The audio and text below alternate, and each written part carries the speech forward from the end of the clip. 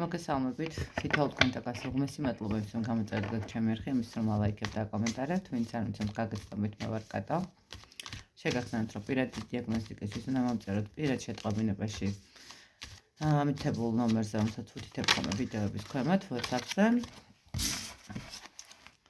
შეეხება დღევანდელ გასვლას, გავაკეთოთ ესეთი გასვლა პარტნიორულ ურთიერთობაზე და ვნახოთ ფიქრი გზნობა მოქმედება. ნახოთ პირველ რიგში რა ურთიერთობა არის, რა ურთიერთობა მოვა და ამის მიხედვით მე ვნახოთ როგორ განვითარდება სიტუაციები. ნახოთ რა ურთიერთობაზე საუბარი. ნახოთ პარტნიორის ფიქრები თქვენს მიმართ.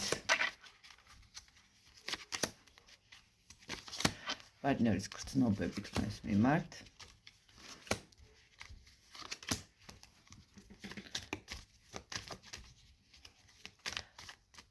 განვითარებას როგორ ხედავს თქვენი პარტნიორი ამ ურთიერთობისას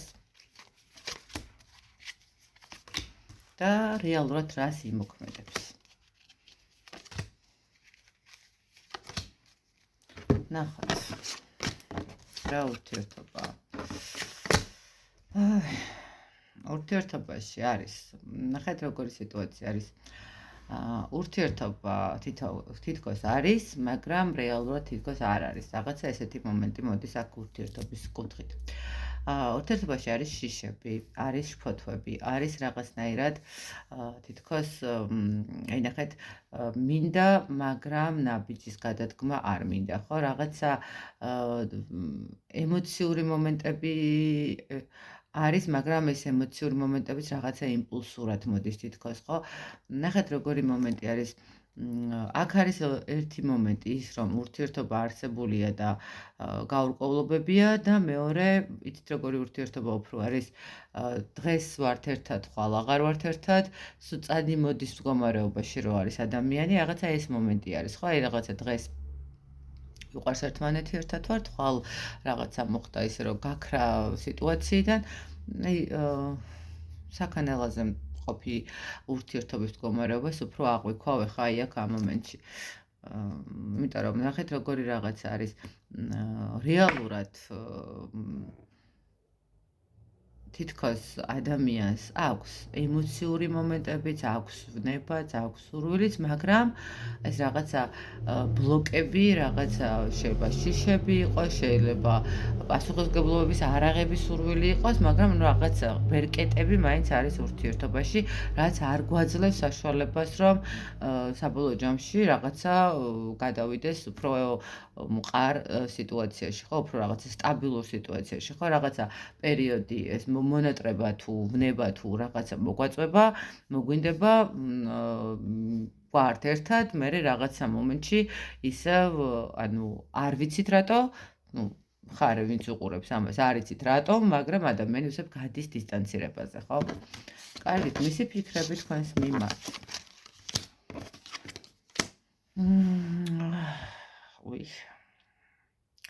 აქ რაღაც მომენტში შეიძლება სამკუთხედი სიტუაციაც იყოს, მისი ფიქრები თქვენს მიმართ. ადამიანს არ უნდა რომ ემოციები გამოამჟღავნოს თავისი თქვენდამი, ხო?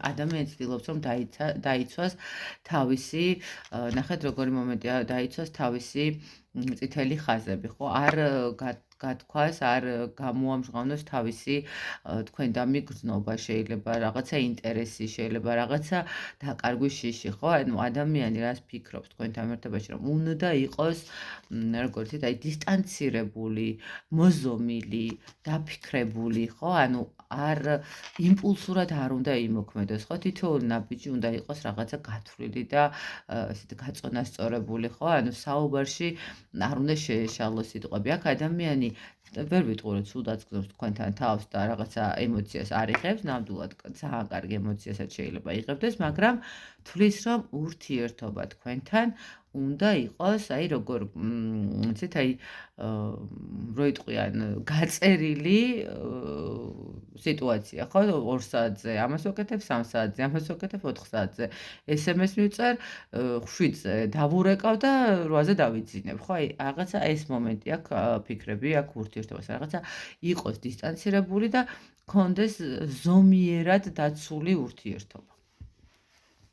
ზომიერება ურთიერთობაში ცოტა უცნაურია. რას გრძნობს? აქ აშკარად მამაკაცი არის დაოჯახებული ან რაღაცა სხვა პასუხისმგებლობები, გრძნობებთან მიმართებაში აქვს ესეთი მომენტი. აქედან რო გითხრათ ახლა რომ ადამიანს აქვს თქვენს მიმართ რაღაცა სასწაული გრძნობები, თქვენ ნამდვილად ვერ გეტყვით, არც იმას გეტყვით, რომ ემოცია არ აქვს ამ ადამიანს, ნამდვილად აქვს ემოციური მომენტი, იმიტომ რომ თავიდანვე წამოდის ემოციური მომენტები, მაგრამ ეს ემოცია არის აი მე რაღაცა უცებ წამომიღებს და აი ამას ავყევი. აქაც გრძნობებთან მიმართებაში და თქვენ უფრო გაქვთ ამ ადამიანის მიმართ გრძნობები, თქვენ უფრო გაქვთ რაღაც ეს მომენტი. რას გრძნობთ თქვენს მიმართ? იმას გრძნობს, რომ თქვენგან იღებს ძალიან კარგ რესურსს, ძალიან სასიამოვნო დამოკიდებულებას, კარგ ურთიერთობას და დასაყრდენი ადამიანი ხართ. ამ ადამიანისთვის გრძნობებთან ლაპარაკი ხო თქვენ ანუ იმდენად აკონტროლებს ყველანაირ გრძნობას, რომ რა ვიცი, აი რა გითხრათ, მე მგონი ამ ადამიანს დედაც არ უყვარს, თქვენ კი არა, აი ანუ იმდენად კონტროლზეა გაყვანილი ეს გრძნობების მდგომარეობა. რაღაც მომენტში არის როგორც იცით, აი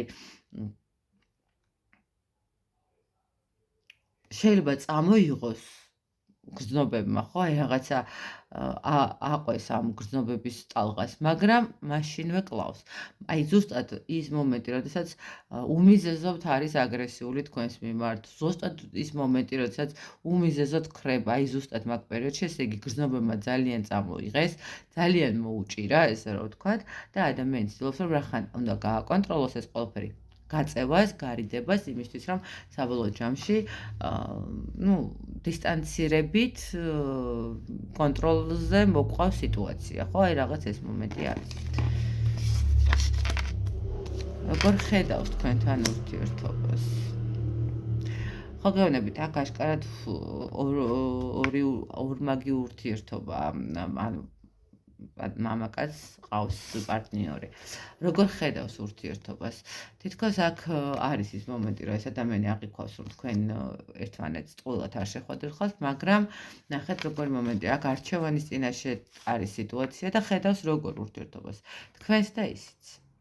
აქ ორივე ადამიანი გვერდში ყავს. ანუ თქვენს და ისიც უნდა იყოთ მის გვერდით, ხო? ორივესთან ფიქრობს ურთიერთობას. ნახეთ ამ ადამიანის თვალიდან ნახული თქვენი ურთიერთობა არის ის, რომ თქვენც არ გკარგავთ, აუცილებლად აქვს თქვენთან ურთიერთობა, თქვენ ავსებთ, თქვენ რაღაცა შინაგან ემოციას აძლევთ, კარგად აგრძნობინებთ თავს, მაგრამ იქეთ სადღაც მეორე პასუხისმგებლობები ან ურთიერთობაშიც არის სტაბილურად წყნარად შვიდად და ზედმეტად არ აქვს რაღაცა დაძაბული სიტუაცია, ხო, არც თქვენთან, არც იმასთან. რაღაც მომენტი თქვენთან იქნება, რაღაც მომენტი იმასთან იქნება და ორივე მხრიდან მიიღებს იმას, რაც მას უნდა. აშკარად ძალიან ისეთი ის არის. და რა ნაბიჯი ექნება? რა გითხრათ, რა ნაბიჯი ექნება? არანაირი ნაბიჯი არ ექნება, ჩემო კარგებო, აქ არჩევანის წინაშე სულ იდგება ეს ადამიანი, ჩიხშია სიტუაცია შესული და რო გითხრათ, რომ აქ ადამიანი ნაბიჯის გაკეთებას არა, ერთადერთი ნაბიჯი აქ არის ის, რომ უბრალოდ ისევ იქნებით ფარულ ურთიერთობაში, დამალულ ურთიერთობაში, სადაც ყოველთვის იქნება არჩევანის მდგომარეობა, ხო? ანუ კი არა მდგომარეობა, მაგრამ შეიძლება ითქვას, რომც თქვას ამ ადამიანმა, რომ აი კი რაღაცა პერიოდი მაცადე, ხო? ეს მოცდა არის უბრალოდ ის მომენტი, როდესაც კიდევ უფრო მეტად გავწელოთ დრო, კიდევ უფრო მეტად შეგიჩვიოთ, კიდევ უფრო მეტად გაგხადოთ დამოკიდებული თავის თავზე, ხო? იმიტომ რომ როდესაც ფსიქოლოგია უბრალოდ ძალიან მარტივად არის ეს მომენტი, როდესაც ადამიანი მოდის, გამოჩნდება, მერე წავა, გამოჩნდება, წავა, ადამიანის ეჩვევა ამას ფსიქიკა და საბოლოო ჯამში ისე ხდება ხოლმე, რომ მიჯაჭვულობა ხდება ამ ადამიანზე და ადამიანი როდესაც მიდის, ყოველთვის გაქვს იმის მომენტი, რომ მოვა ეგ საწავა, აბა საწავა და რაღაცა დროის ფაქტორში ლოდინის პროცესიც ირთვება, შესაძლებელი ლოდინიც არ ჩაერთოს და უბრალოდ რაღაცა იმდენად შეგუებას იწყებს ადამიანის ფსიქოლოგია, წადი მოდის მდგომარეობაზე, რომ საბოლოო ჯამში მე ხვდებით, რომ ტყუილად დაკარგული წლები და დრო არის აქ სიტუაციურად. ეს ადამიანი არაფრის გადამწყვეტი არ არის, ყოველ შემთხვევაში ამ ეტაპზე ნამდვილად, ამ ეტაპზე გათვლილი აქვს, რომ ორი სიტუაცია აქვს და ორივე სიტუაციაში იყოს, არჩევანი არ გააკეთოს ჯერჯერობით და თქვენ ისევ ვიყოთ დაფარულ ურთიერთობაში, რაღაცა ესეთი შეხვედრებით და მისთვის ხელსაყრელი დროის მონაკვეთში, ხო, ეს რაღაცა ესეთი მომენტი არის აქ. Ну, რა ვიცი, ესე გამოვიდა ეს გაშლა, მე რა თქმა უნდა ბედნიერ ურთიერთობას გისურვებ თითოეულ თქვენთაგანს. სიყვარულს, სწორ ადამიანებს თქვენს გვერდით და იმედია, რომ დაალაგდება. მოიფიქრებ საბოლოო ჯამში რა გადაწყვეტილება უნდა მიიღოს, თუნდაც ამ ადამიანმა, ვისთვისაც ახლა ეს არის რეზონირებადი გაშლა. კიდევ ერთხელ მადლობა, რომ გამოწერილი გაქვთ ჩემი არხი და კიდევ ერთხელ შეგახსენოთ, რომ მომწეროთ პირად დიაგნოსტიკაციის პირად შეტყობინებით. დროებით.